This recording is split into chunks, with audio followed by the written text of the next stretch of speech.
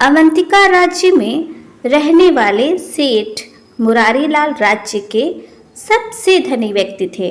सेठ मुरारीलाल के घर में दर्जनों नौकर चाकर हमेशा उनकी सेवा में हाजिर रहते थे। सेठ जी के घर पर अक्सर ही किसी न किसी कार्यक्रम या उत्सव का आयोजन होता ही रहता था और ऐसे मौकों पर सेठ अपनी धन और वैभव का खूब दिखावा करते थे।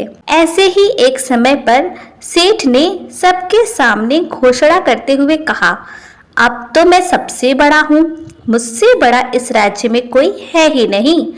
मुरारीलाल के सब नौकर चाकर और सगे संबंधी उनके मुंह की ओर देख रहे थे।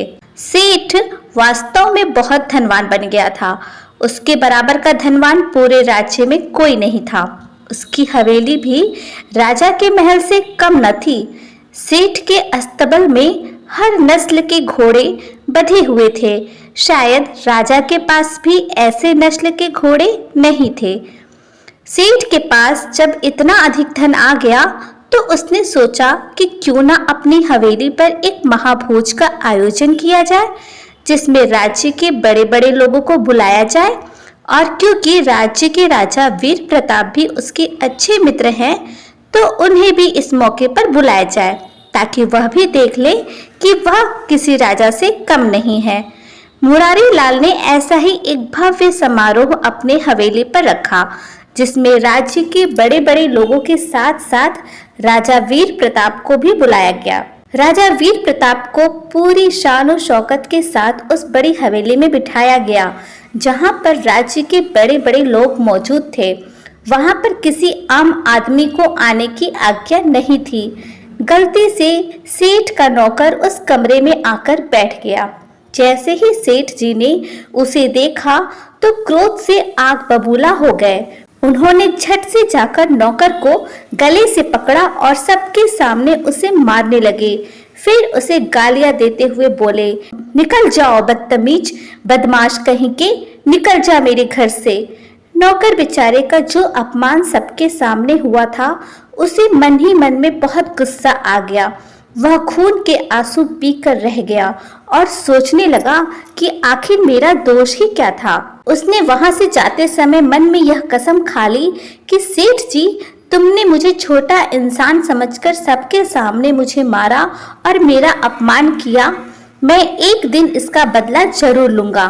यह प्रण लेकर वह वहां से चला गया। नौकर का नाम था नंदू।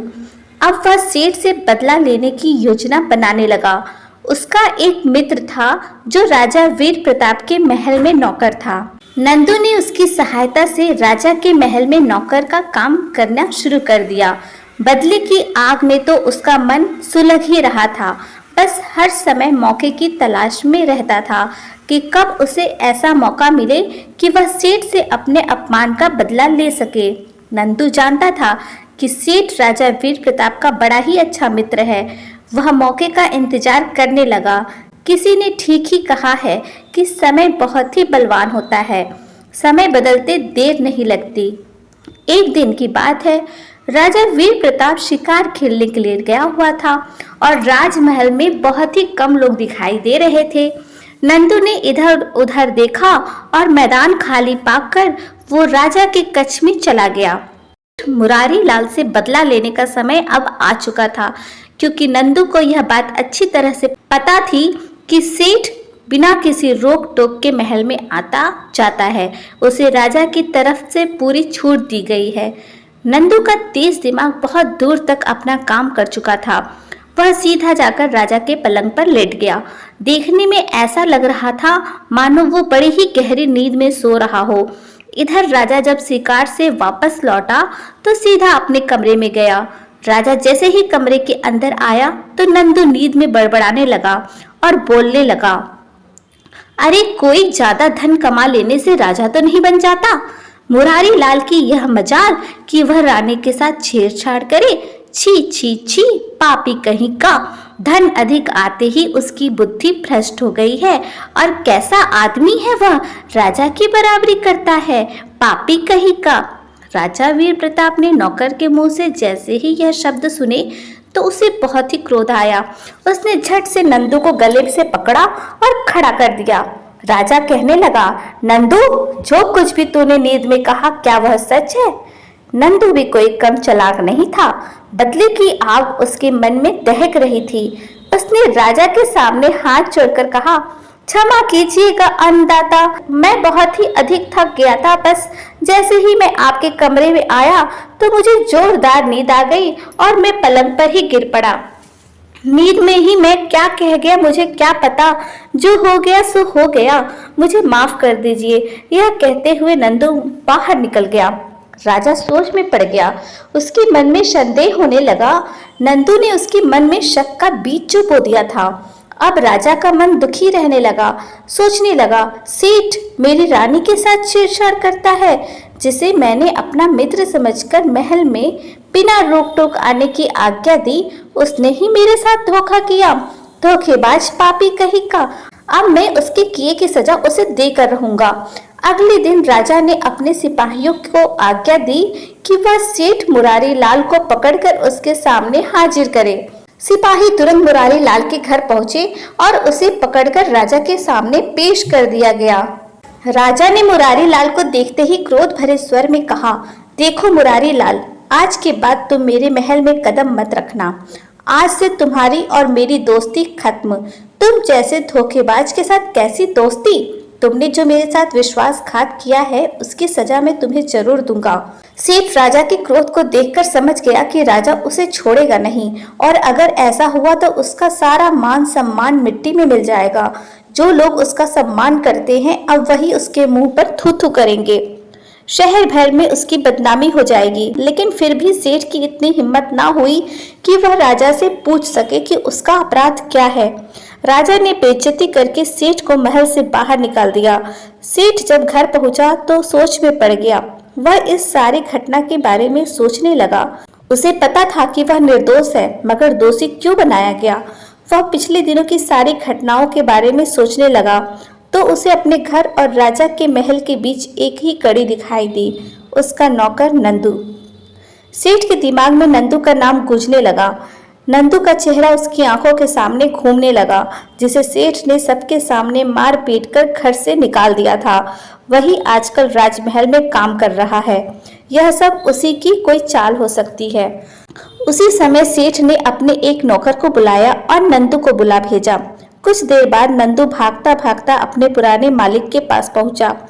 नंदू को देखते ही मुरारी ने उसे गले से लगा लिया और कहा, नंदू, तुम तो मेरे पुराने वफादार सेवक हो। जरा सी बात पर तुम नाराज होकर घर से चले गए थे। भला यह भी कोई बात हुई? और मैंने तो तुम्हारे लिए दिवाली का इनाम भी रखा था। यह कहकर सेठ ने अपने एक नौकर को इशारा किया तो नौकर ने झट से कुछ सामान नंदू के हाथ में थमा दिया। सेठ कहने लगा, यह रखो, यह तुम्हारा नया धोती कुर्ता, मिठाई और चांदी का सिक्का है। तुम हमें भूल गए तो क्या हुआ? भला हम अपने सेवक को कैसे भूल सकते हैं? इनाम में यह सब कुछ देखकर नंदू की तो आंखें चुधिया गई। उसे मन ही मन में एहसास होने लगा कि मेरा मालिक इतना भी बुरा नहीं है जितना मैंने उसे सोच लिया था। आखिर इसे अपनी गलती पर पछतावा तो हो ही गया है, इसलिए मुझे इतना सम्मान दे रहा है।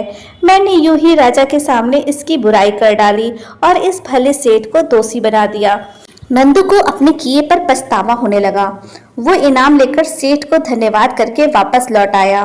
दूसरे दिन नंदू ने अपने तेज दिमाग से फिर से एक योजना बनाई। अपने किए का पश्चाताप करने का इससे अच्छा रास्ता और कोई था नहीं। नंदू दूसरे दिन फिर से राजा के पलंग पर लेट गया और सोने का नाटक करने लगा। राजा जैसे ही शिकार से वापस आया, उसने वैसा ही नाटक किया जैसा कि वह पहले कर चुका था।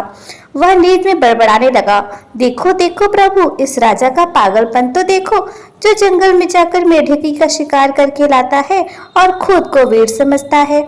छी छी छी छी, कैसा राजा है। राजा ने जैसे ही नंदू के मुंह से यह बात सुनी तो उसने क्रोध में आकर नंदू का गला पकड़ लिया। क्रोध से कांपते हुए राजा ने कहा, ओ नमक हराम, यह तू क्या बकवास करता है? नंदू ने कुछ डरते हुए कहा, क्षमा कीजिए महाराज, दरअसल मुझे नींद में कुछ भी उल्टा सीधा बोलने की आदत है। हो सकता है मैं आपके सामने भी ऐसा ही कुछ भूल कर बैठा हूँ, इसलिए मैं आपसे माफ़ी मांगता हूँ। राजा समझ गया कि नंदू ने नींद में यह सब कुछ झूठ ही बकवास किया था। उस दिन उसकी रानी और सेठ वाली बात भी इस मूर्ख ने नींद में ही कही थी।